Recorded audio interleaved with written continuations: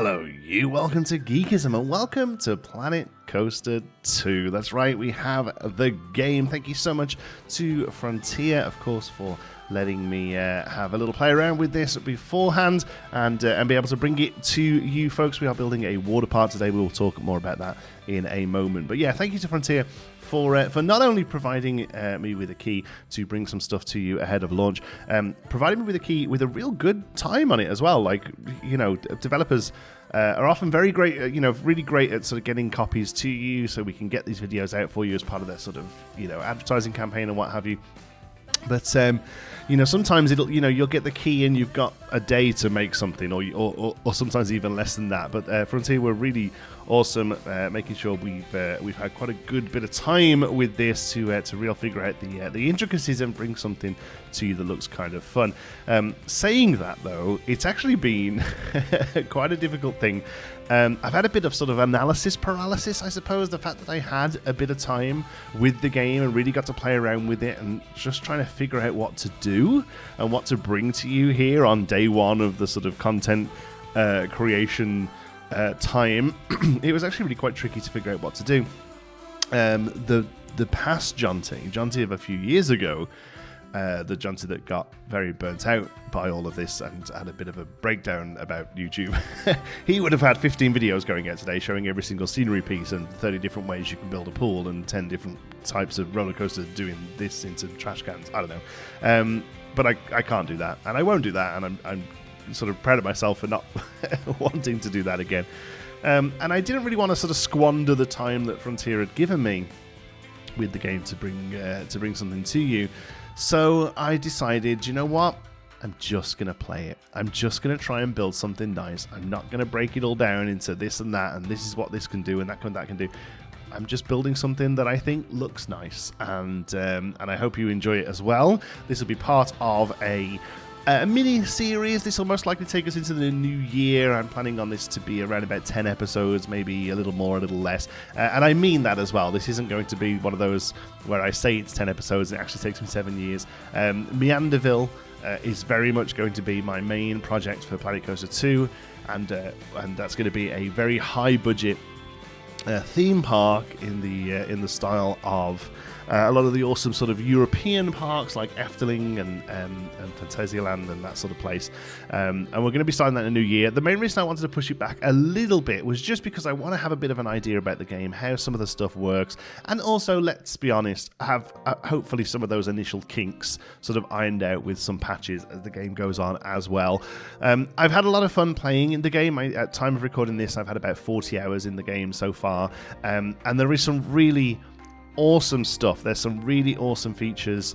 As you can see here, the scenery is really perfect, and you'll also be able to hear in the backgrounds the music is incredible. The sound design in the game is amazing. The music is amazing. This scenery is amazing. Not only does the scenery all look fantastic, it's all, I'm not quite sure how they've done it, but it all looks both themed and generic, and it's really fantastic. Like, yes, there are some like rope pieces there and stuff, and they're part of the resort theme, but they can be used pretty much in anything.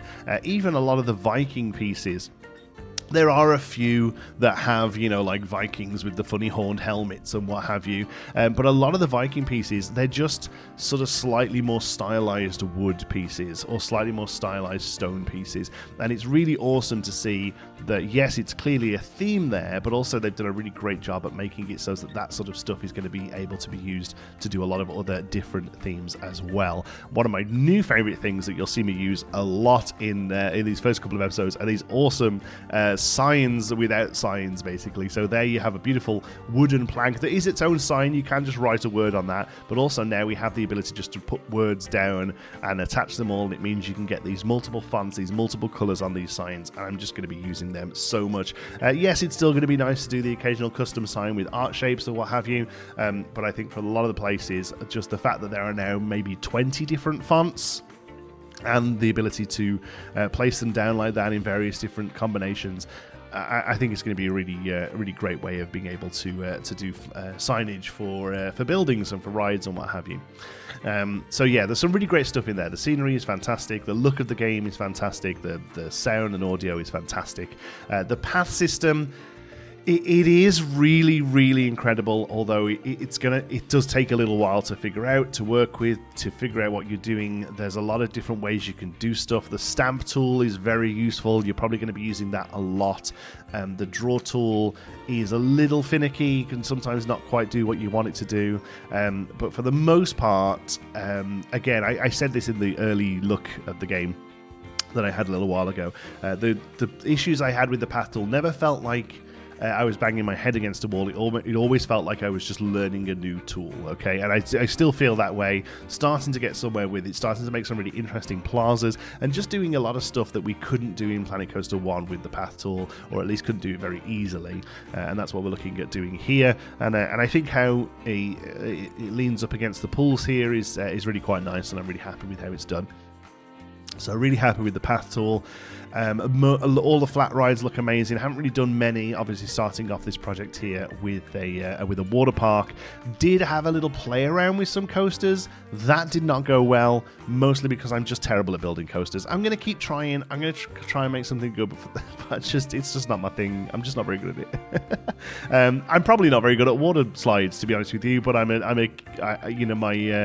I don't know what I don't know, so if these water slides are bad, it doesn't really affect me too much because I don't know that they're bad.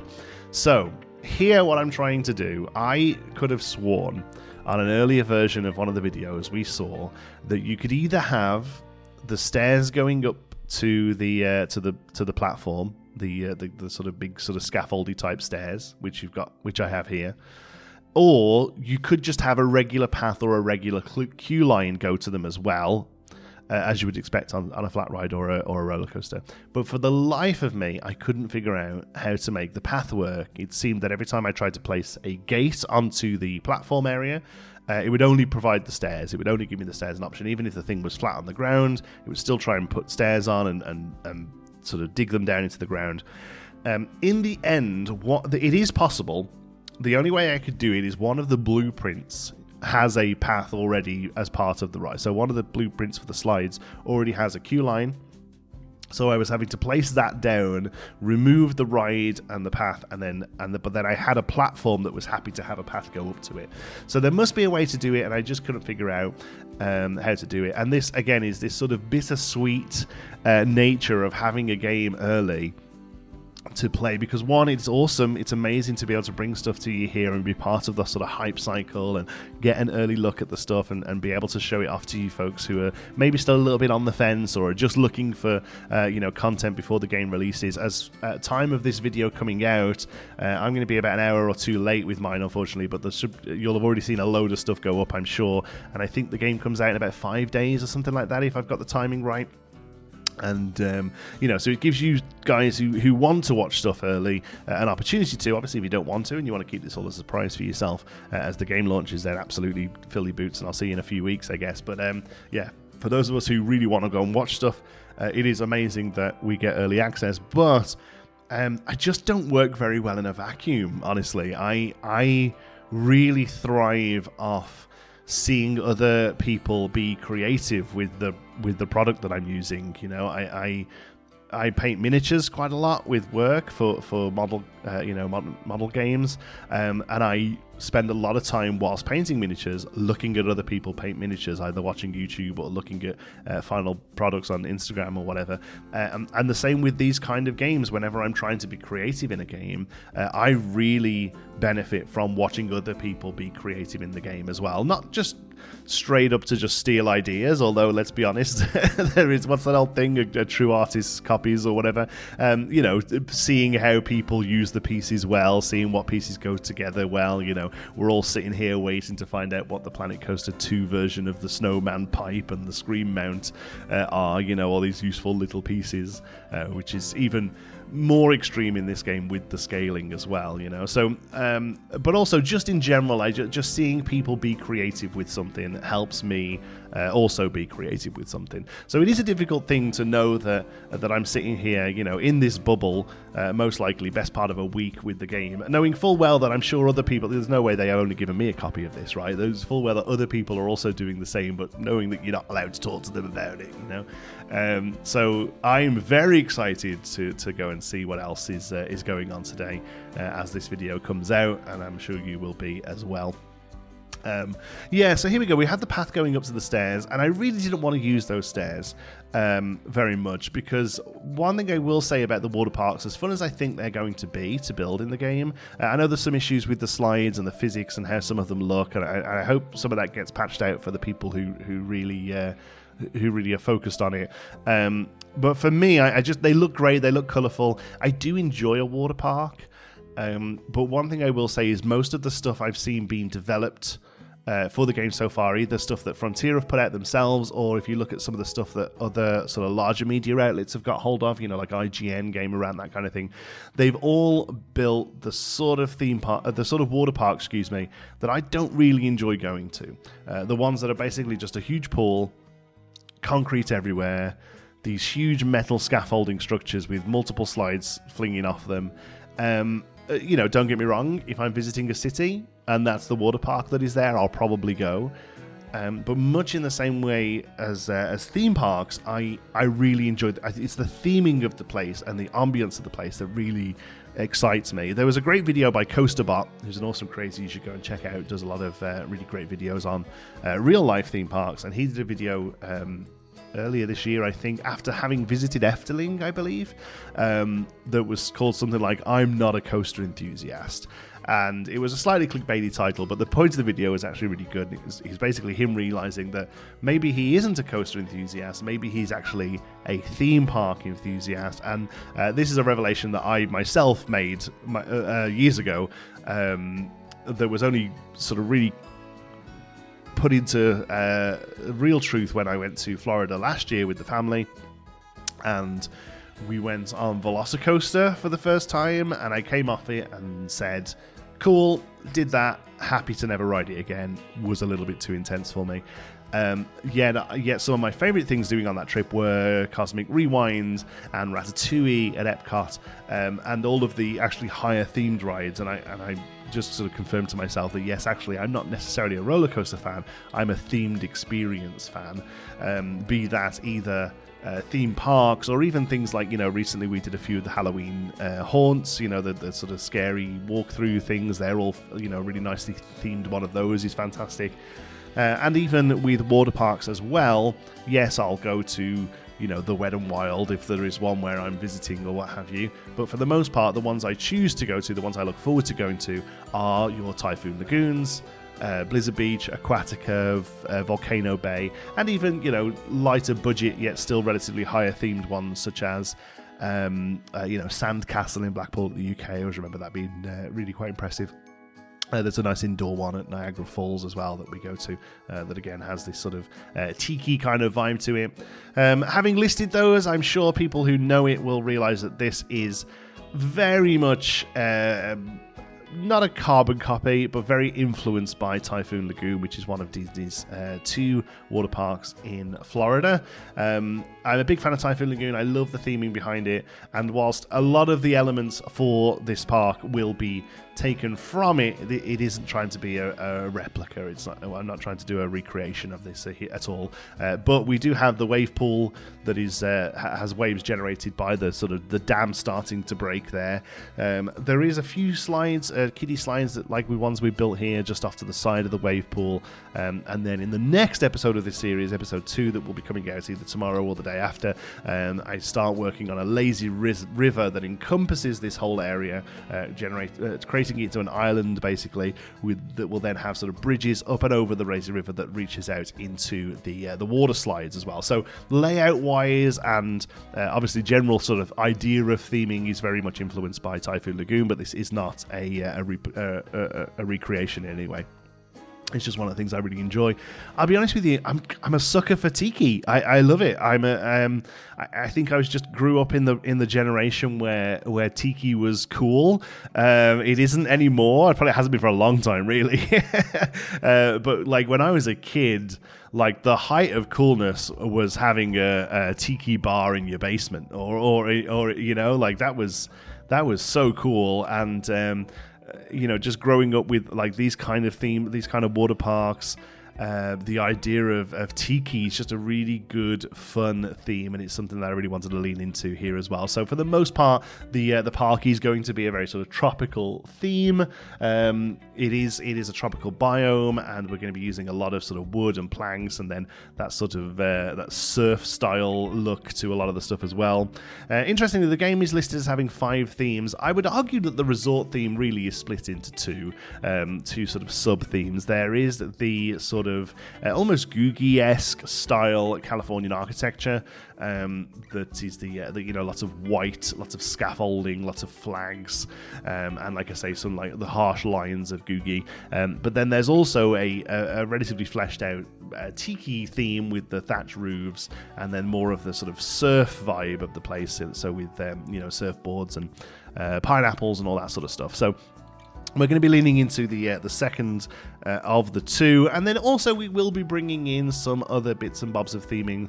Whilst the aquatic theme out of the box looks very SpongeBob, you know, lots of yellows and purples and what have you, you can tone all of those down a little bit, and you do actually get quite a cool sort of a pipe and stuff that you can use alongside the Tiki theme, especially with, if you look at something like Typhoon Lagoon that leans into the sort of flotsam and jetsam nature of stuff. There's a lot of like sea mines and buoys and all that sort of thing around the place, so we'll be leaning into some of that as well as the builds develop, especially around some of the rides. You know, we'll theme the pipes of the rides around the pipes of the aquatic set, that kind of thing. And in the next episode, we even use some of the Viking stuff as well. There's an awesome Viking modular windmill that looks fantastic. Again, it is part of the Viking theme, but the only thing that really makes it Viking is that some of the wood has a little bit of filigree, so taking a moment to cover that up with plain planks, and you instantly have a really nice generic windmill that sort of fits into this Tiki harbour style that we'll be moving forward with in this park. So there's all the good stuff. There's all the things I'm happy about. Love the scenery, love the pathing, just love playing the game and seeing the new pieces. A lot of it goes together really well. But there are some issues. There's some pretty big buggy issues right now. Nobody will ride the water slides, even though they are empty. They constantly complain that the queues are too long, and the queues will show as 2-3 hours, despite there being nobody. That might be because I had to kind of budget to get the path to work, which you'll see later in this video, I think, or maybe it happens in the next video. I can't remember. We do figure out how that works. So that's a bit of an issue, unfortunately. In the second episode where we build the lazy river, I tried my hardest to build little sort of beach entry points that sort of tear down into the lazy river.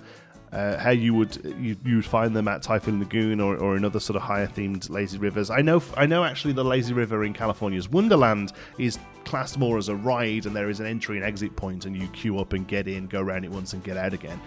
But here you'll see me start to the beginnings of the lazy river here, just to kind of figure out the placement of it against the pagodas there. But yeah, it doesn't really work. They kind of hang around on the beach bit, and they don't sort of fall in. And honestly, Frontier has given us lots of diving boards and ladders to get into the pool. But I feel like water parks don't really use them. Really, they're obviously pools in resorts or just regular swimming pools that you can go to in the city will often have stairs and diving boards. But for the most part, water parks, especially sort of higher budget water parks, all of their entries are sort of steps down or beach entry down, like we've done here with the wave pool. It works perfectly. We use the 4 levels of pool depth, and they all sort of trickle down, and it works great. They wander in, they wade in, when they get deep enough, they start swimming, and then they bob around in the waves. Works perfectly. But outside of that, it's a little funky how it works, unfortunately. We'll talk more about that in the next episode when we do the lazy river. And also in general, a lot of guests coming through the door. There's a new day-night cycle now, so a day takes a lot longer. Here the lighting is set because it looks better for the video, but there is a full light cycle. The day goes longer, and people will leave the park at the end of the day and come back in the next day. A few will hang around. I think they can hang around for a few days, but for the most part, people leave the park and come back in the next day, which is great. But I found them always leaving at 3 p.m, so I don't know if that's, again, just feels like a bug. Most definitely will just sort of get ironed out. And a few other bugs here and there. Sometimes guests float around. This is in sandbox, and all of the management features are turned off, yet the game consistently tells me that our staff haven't had any breaks, even though they don't need them. Day one buggy stuff, nothing I'm really concerned about. My main issue is I really hope that we just get some of the stuff that people are still looking for in updates, some changes to the stations, perhaps fixes or changes at least to the water slides and how they look going around them and things like that. But for the most part, I'm first and foremost a scenery builder. I enjoy making pretty looking things, and Planet Coaster 2 is absolutely nailing it. It is beautiful digital Lego, and I'm having a ton of fun figuring out scaling, figuring out what I'm able to do, what pieces do this, what looks good. These benches all look great. We've put down plenty of those, and there's no problems with those. So there you go. Our beautiful wave pool and some kiddie slides. In the next episode, we will do a lazy river. There's also going to be a live stream this weekend where we just sort of look around the game and answer any questions. Thank you again to Frontier for letting me have early access to this. Thank you all for watching. I will see you in the next one. Until then, be good.